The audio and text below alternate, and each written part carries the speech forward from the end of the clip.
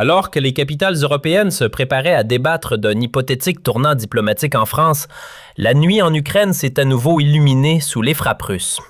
Lundi à l'aube, les autorités locales confirmaient qu'au moins 2 personnes avaient perdu la vie dans la région de Kiev, un sombre prélude à des discussions censées parler de paix.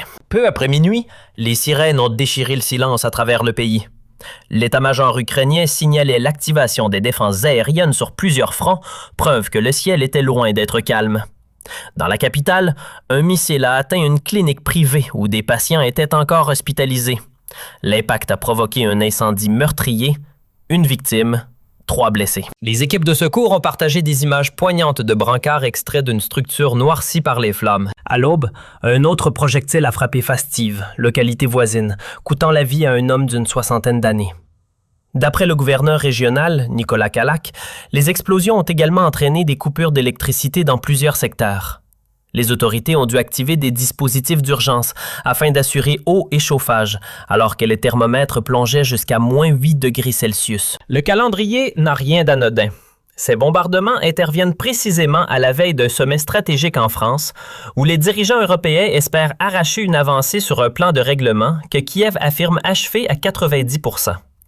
Une coïncidence ou un rappel brutal que la guerre, elle, ne prend pas de pause diplomatique? En préparation, des conseillers en sécurité de 15 pays, dont la Grande-Bretagne, la France et l'Allemagne, ainsi que des représentants de l'OTAN et de l'Union européenne, se sont réunis à Kiev pendant le week-end.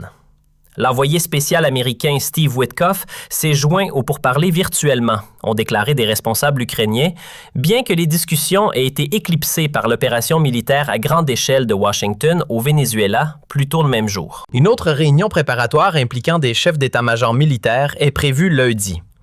Malgré un nouvel élan diplomatique, Moscou et Kiev restent profondément divisés sur l'avenir du territoire occupé. La Russie contrôle actuellement environ 20% de l'Ukraine et exige le contrôle total de la région orientale du Donbass dans le cadre de tout règlement.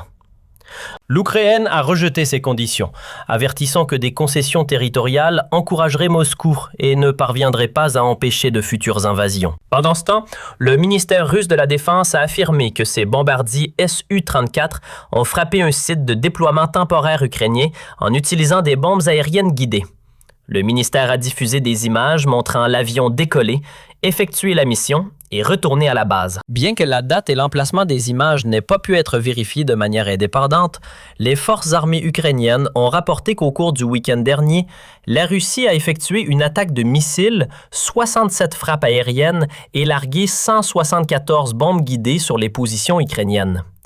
Lundi, le ministère russe de la Défense a également annoncé la capture de Rivoron dans la région de Soumy. L'Ukraine a accusé la Russie le mois dernier de détenir illégalement environ 50 résidents de Rivoron. Moscou a lancé son offensive à grande échelle en février 2022, affirmant que l'Ukraine n'avait pas respecté les accords de Minsk et insistant sur la neutralité et un arrêt de l'expansion de l'OTAN. Kiev a dénoncé l'assaut comme une invasion, imposant la loi martiale et la mobilisation générale, tandis que les alliés occidentaux ont répondu par des sanctions radicales contre la Russie. Alors que la diplomatie s'intensifie en Europe, la violence sur le terrain ne montre aucun signe de ralentissement.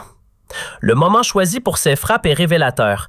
À la veille d'un sommet diplomatique crucial, la Russie lance des attaques qui tuent des civils et frappent des infrastructures médicales. C'est un schéma que nous avons vu à plusieurs reprises tout au long de ce conflit. La Russie utilise la violence comme levier de négociation. Les attaques contre des installations médicales violent le droit international humanitaire. Les hôpitaux et les établissements médicaux sont protégés en vertu des conventions de Genève. Frapper délibérément une installation médicale avec des patients hospitalisés constitue un crime de guerre potentiel. Mais au-delà des considérations juridiques, ces frappes servent un objectif stratégique. Elles rappellent à l'Ukraine et à l'Occident que la Russie conserve la capacité d'infliger des dommages même pendant que les pourparlers de paix progressent. C'est une négociation par la force, une démonstration que Moscou entre dans les discussions depuis une position de force militaire continue. Le président Poutine m'en a parlé tôt le matin. Il a dit qu'il avait été attaqué. Ce n'est pas bon, ce n'est pas bon. N'oubliez pas, vous savez, les Tomahawks, j'ai arrêté les Tomahawks. Je ne voulais pas cela, parce que nous parlons, vous savez, c'est une période délicate. Ce n'est pas le bon moment. C'est une chose d'être offensif, parce qu'ils sont offensifs. C'en est une autre d'attaquer sa maison. Ce n'est pas le bon moment pour faire quoi que ce soit de tout cela et on ne peut pas le faire. Et je l'ai appris de la part du président Poutine aujourd'hui. J'étais très en colère à ce sujet. N'avez-vous pas de service? Quoi? N'avez-vous pas de service de renseignement américain qui surveille cette région de très près? Y a-t-il des preuves? Eh bien, c'est sorti. C'est sorti. Eh bien, nous allons le découvrir. Je veux dire, vous dites que peut-être l'attaque n'a pas eu lieu. C'est possible aussi, je suppose. Mais le président Poutine m'a dit ce matin que c'était le cas. Je ne crois pas que cette frappe ait eu lieu. Donc Poutine avait dit, dans cet appel téléphonique, que cette frappe avait eu lieu.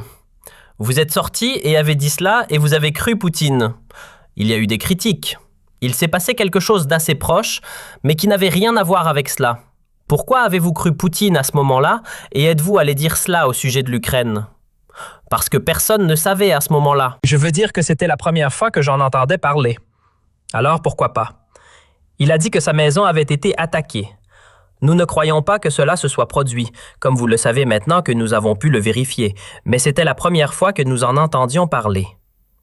Confusion, contradiction et renversement soudain de la Maison-Blanche. Le président Donald Trump a maintenant rejeté les affirmations selon lesquelles l'Ukraine aurait attaqué la résidence du président russe Vladimir Poutine.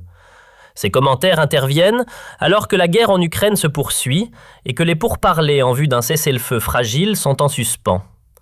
S'exprimant à bord d'Air Force One dimanche soir, Trump a déclaré qu'il ne croyait pas que la frappe ait jamais eu lieu. Cette déclaration a marqué un changement brusque après qu'il a initialement semblé accepter le récit du Kremlin. Trump a dit aux journalistes qu'au moment des premiers rapports, personne ne savait si l'information était exacte. L'attaque présumée a d'abord fait surface la semaine dernière, lorsque le ministère russe de la Défense a diffusé des images de drones. Moscou a affirmé que Kiev avait lancé un drone sur la résidence de Poutine dans la région de Novgorod. Des responsables russes ont déclaré que le drone avait été abattu et que Poutine n'était pas présent à ce moment-là. L'Ukraine a rapidement nié toute implication, accusant Moscou de monter une opération sous faux drapeau. Kiev a déclaré que cette affirmation était conçue pour saboter les négociations de paix. Les alliés occidentaux ont fait écho à ce scepticisme, se demandant si l'incident s'était même produit. Pendant la nuit du 28 au 29 décembre 2025, le régime de Kiev a lancé une attaque terroriste utilisant 91 véhicules aériens sans pilote à longue portée contre les résidences d'État du président de la Fédération de Russie dans la région de Novgorod. Tous les véhicules aériens sans pilote ont été détruits par les systèmes de défense aérienne des forces armées de la Fédération de Russie. Aucune information n'a été reçue concernant d'éventuelles victimes ou des dommages causés par des débris de drones.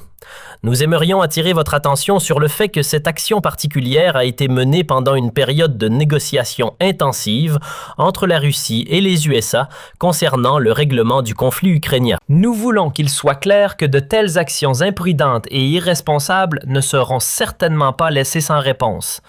Les cibles spécifiques des frappes de représailles, ainsi que le moment précis de leur exécution par les forces armées russes, ont maintenant été définitivement déterminés. Moscou a répondu en durcissant sa position de négociation, avertissant que cette affirmation affecterait les pourparlers de paix. Trump, cependant, a adopté un ton prudent. Il a dit qu'il espérait un accord de cessez-le-feu prochainement, mais a évité de s'engager à de nouvelles sanctions contre la Russie. Trump a cité des chiffres de victimes stupéfiants, affirmant que des dizaines de milliers de soldats meurent chaque mois. Il a déclaré que les discussions sur les sanctions ont lieu constamment, mais a souligné que la diplomatie reste sa priorité. L'épisode révèle plusieurs dynamiques troublantes. Premièrement, Trump a immédiatement accepté l'affirmation de Poutine sans vérification indépendante. Cela suggère soit un manque de processus approprié pour valider les informations avant de faire des déclarations publiques, soit une volonté de croire Poutine plutôt que les services de renseignement américains. Deuxièmement, le revirement ultérieur de Trump, affirmant qu'il ne croit pas désormais que l'attaque ait eu lieu, mine sa crédibilité. Si un président ne peut pas obtenir des informations de base exactes avant de faire des déclarations publiques, comment les alliés ou les adversaires peuvent-ils faire confiance à ces autres affirmations?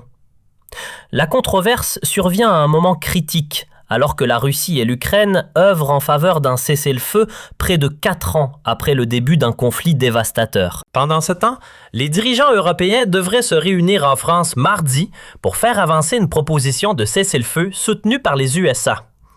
Le président ukrainien Volodymyr Zelensky a déclaré que le plan est prêt à 90%, mais les différends territoriaux concernant les terres saisies pendant la guerre restent l'obstacle principal. C'est là que réside le cœur du problème. La Russie contrôle actuellement environ 20% du territoire ukrainien et exige le contrôle total du Donbass comme condition de paix. L'Ukraine rejette catégoriquement toute concession territoriale permanente, arguant que céder du territoire encouragerait de futures agressions et violerait les principes fondamentaux de la souveraineté et de l'intégrité territoriale. Cette division fondamentale n'a pas été résolue malgré des mois de discussions. L'affirmation de Zelensky selon laquelle le plan de paix est complet à 90% est optimiste, mais probablement trompeuse. Si les 10% restants concernent la question territoriale, alors ce sont les 10% les plus importants. Tout le reste, les garanties de sécurité, les mécanismes de surveillance, les arrangements économiques, peut être négocié si la question territoriale est résolue. Mais la question territoriale est précisément celle sur laquelle ni la Russie ni l'Ukraine ne peuvent faire de compromis sans faire face à une crise politique interne. Pour Poutine, retourner en Russie sans gains territoriaux substantiels après près de 4 ans de guerre serait politiquement intenable. Pour Zelensky, accepter une perte territoriale permanente serait une trahison qui pourrait menacer sa position politique et violer la constitution ukrainienne. Le rassemblement de 15 pays, plus l'OTAN et l'Union européenne, pour des pourparlers préparatoires à Kiev, montre un engagement international sérieux envers le processus de paix. Mais la participation virtuelle de l'envoyé américain Witkoff, éclipsée par l'opération vénézuélienne, soulève des questions sur la priorité que Washington accorde réellement à la résolution du conflit ukrainien. Si les États-Unis sont simultanément engagés dans une intervention militaire majeure au Venezuela, tout en prétendant médiatiser la paix en Ukraine, cela envoie des signaux contradictoires sur les priorités américaines. Les pourparlers de paix nécessitent une attention et une pression diplomatique soutenues. Si Washington est distrait par d'autres crises de sa propre création, les chances de succès diminuent. Les prochains jours seront critiques. Le sommet en France pourrait produire une percée ou révéler que les divisions fondamentales restent insurmontables. Pendant ce temps, la violence continue sur le terrain. Les civils continuent de mourir et la confusion à Washington sur des faits de base mine la confiance dans le leadership américain. La question maintenant est cruciale. Assiste-t-on à une véritable chance de paix ou à une nouvelle manipulation où la violence sert d'arme diplomatique? Dis-nous en commentaire si tu penses que ces frappes vont faire échouer les négociations ou, au contraire, accélérer un accord fragile. Si cette analyse t'a permis de mieux comprendre les jeux de pouvoir en coulisses, mets un like, abonne-toi à la chaîne et active la cloche pour suivre l'évolution de cette guerre heure par heure.